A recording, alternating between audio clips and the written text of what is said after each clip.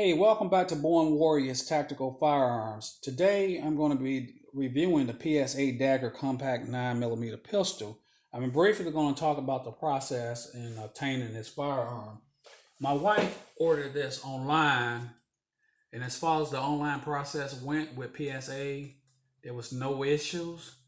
When it reached the FFL, which is your federal firearm license, there was no issue. They gave us a call and told my wife, your firearm is ready to be picked up. Keep in mind, you cannot just go online and order a firearm without it going through the FFL. I'm going to go ahead and do the unboxing. I want you to take note of the color of this range bag. Now, PSA, they normally sell these in a kit, and the kit is actually the same color of the bag. That's nice to know, huh? So I'm gonna go ahead and spin this around so we can go ahead and unbox it. First thing I'm gonna talk about is this manual. Ensure that you dive into this manual as soon as you get this firearm. And the reason for that, you got lube points. It's always good to lube it before you actually first fire it.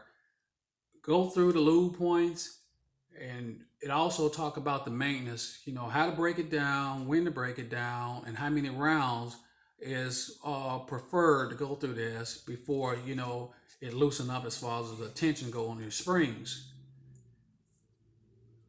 Go through the manual first before you start playing around with the firearm. I highly recommend you to do that because, the cartridges that you put in here, if you actually put the wrong cartridge in here, some of them do. Some of these firearms do not take the PP. That's a higher charge. And if you put this in your firearm, it can actually do more damage to the weapon and to also include do more damage to you. So safety always be that responsible gun owner. Now another thing I like about this range bag is that it has a hook, powder, and loop, which you can actually take these configurations out and you can actually move them around and reconfigure it the way you like to. So the first bag I'm going to go into is a lock bag. This lock and key is great to have, and you know why? It's to save your life and save the lives around you. So always keep your firearm locked up where you're not using it and keep it out the way of kids. 3 magazines. This is a great kit. Came with the 3 magazine and there are 15 rounds.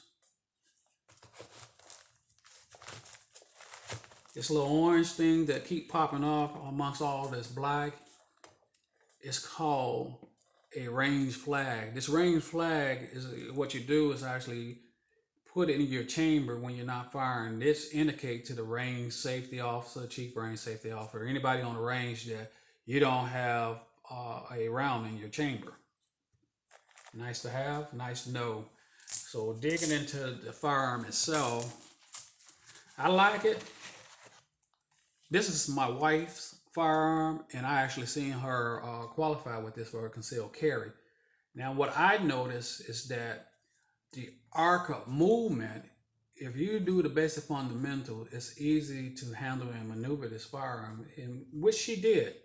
Now, when I talk about arc of movement, I'm talking about, you got a good tight hold of your firearm, finger off the trigger, of course, and, you're breathing in and breathing out. But either way, the movement is still there. Sometimes it's light, sometimes it's heavy. If you're not controlling it, you're not holding it right. So the arc of movement, it moves left or right. The arc of movement actually moves up and down. So that's what I'm referring to when I talk about the arc of movement. As far as when she qualified, there was less muzzle flip. Now, if you got a good hold on your firearm like you're supposed to, and you're actually following all the basic fundamental, you shouldn't have that much arc. You're going to get some, but for this firearm, that's why I say it's great. It's less moving, and a lot of the key features on here, like here, as far as in the on the well of the trigger guard, you can almost put 2 fingers on it. Look at that.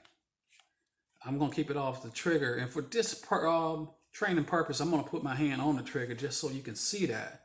Now I'm getting ready to fire. I can claw this just like this and pull it back and push it forward, and that weapon is not going to move as much. So that's a nice design as far as with PSA.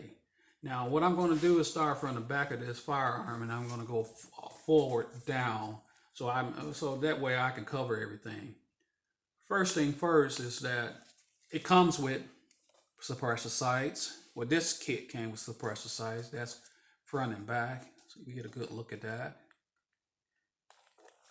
When I pull this slide back, I want you to notice how I grip it and how the ease of motion is for me to pull it back. Look at that. It's going to lock in place because there's no round in the chamber. In automatic, if you have an empty magazine in there, the last round fire is going to lock it back. So that way you know that there's no rounds in there.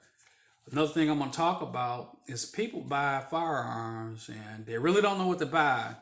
And I myself, with the small 380s, pinch. You can get a pinch if you grab it the wrong way. You get big hands, or you got small hands and you tussle with it, you can still get pinch. And I'm going to tell you, that damn thing hurt. So that's another reason, you want to have a nice pull back as far as your upper receiver go, and it's right here. Continuing this forward, before I go forward now, since I just pointed out that, it locks in the rear when the chamber has no round in it. So with that said, I'm going to go ahead and show you the inside. There's no round in the chamber. I'm going to drop the magazine and let you look at it again. There's no round in the magazine. Place it at the side. Look again so you can see that there's no round in the chamber. And I'm going to go ahead and slide this forward. Show you another thing what it came with. Threaded barrel. Just in the event that you decide that you want to put a muzzle flip on there, that'll help keep, the firearm from flipping up. Now, I'm going to tell you, I wouldn't recommend a muzzle break on here. And the reason for that is that get to know your firearm. Get to a point that you can shoot this thing smooth as possible and control that muzzle flip. Once you get to that point and you want to get a muzzle break, that's great. What the muzzle brake does is actually when you fire the gas and stuff that goes out, it actually kind of push it, keep it down. So that's just something, just for knowledge. So coming down to the trigger, what I like about this trigger is that some people are going to say they don't like it because of the pull. The pull to me is nice and it's where it needs to be, especially for a concealed carry handgun. And if you're going to use it as a home protection, it's great because you don't want anything just like a hairline spring. And it's just enough spring on there, the tension on there, that when you pulling the trigger back, that it's not going to throw the round off. And that's a good thing, especially again if you're a new fire. So what I'm going to do now is show you. I'm going to try to keep much off so you can see the trigger itself. When I pull this back, listen for that click.